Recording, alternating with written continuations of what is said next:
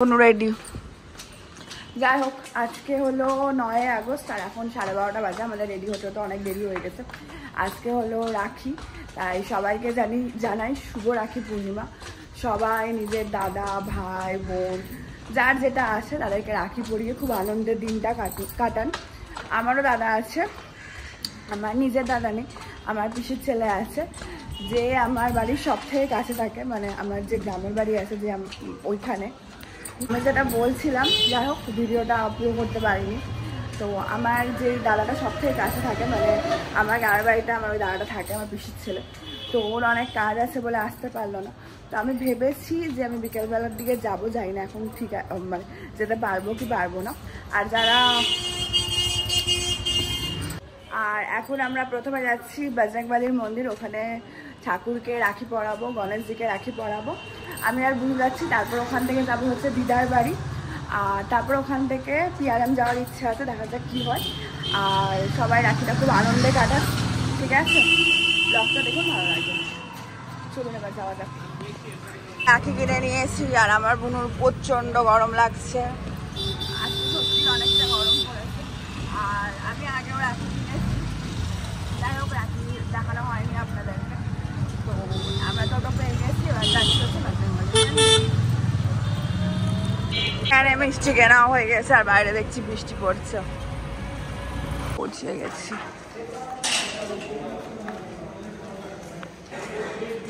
এখন গণেশজিকে রাখি দিচ্ছি, এই যে বাবান দিচ্ছে আগে। তো বজরংবলী, হ্যাঁ যা বালিকে রাখি দিয়েছি।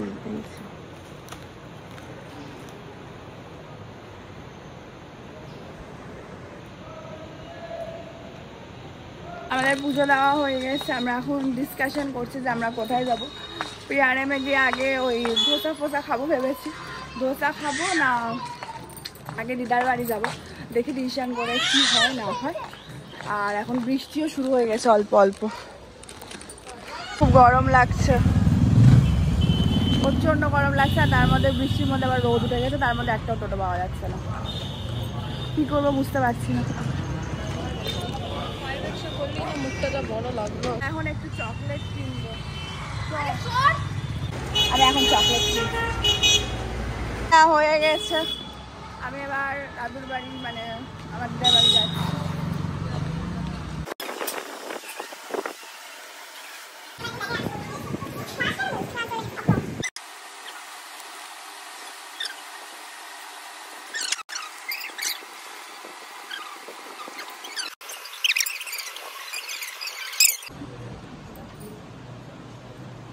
কারো মুখ আসছে না, কিন্তু তুই দূর থেকে নিচ্ছিস না, আমি কি শুনলো তোর থেকে দূর থেকে নিলাম। মার খাবি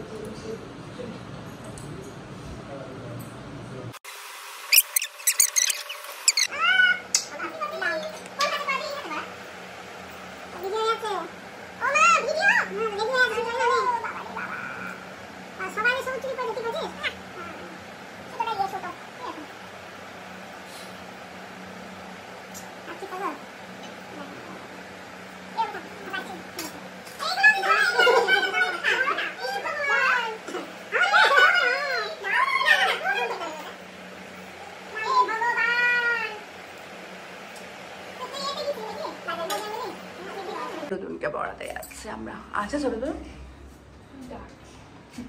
ডাক, কিচ্ছু হবে না। আছে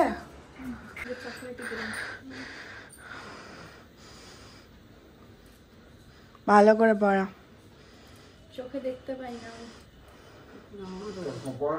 পায়েস খাচ্ছি, পায়েস খাচ্ছি। আমাদের রাখি পরানো হয়ে গেছে, আমরা ওখান থেকে বেরিয়ে যাচ্ছি। আমরা এখন যাবো হচ্ছে পিআরএম, আর আমাদের ভালো ইনকাম হয়েছে আমার আর বুনি।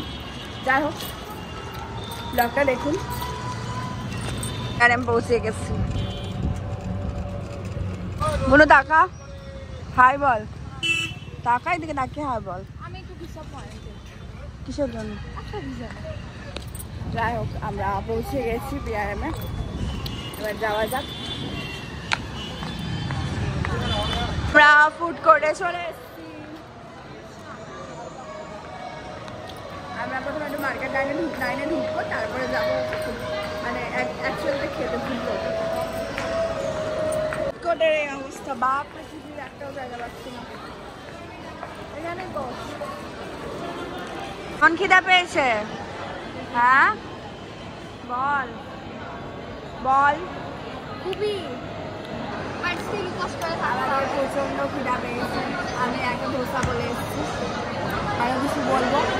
এখানে বিরিয়ানি সব শেষ, মানে মানুষ এত খেয়েছে সব বিরিয়ানি শেষ। কি বলবো না বলবো বুঝতে পারিনি, ধোসা বলে এসেছি।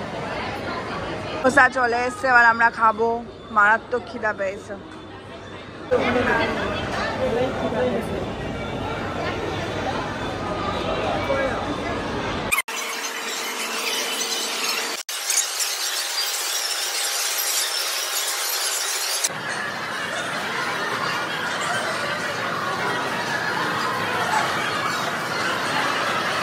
এখন KFC থেকে একটা চিকেন পপকর্ন নিয়েছে। কেমন গরম? ভালো ভালো। চিকেন পিৎজা বলেছি।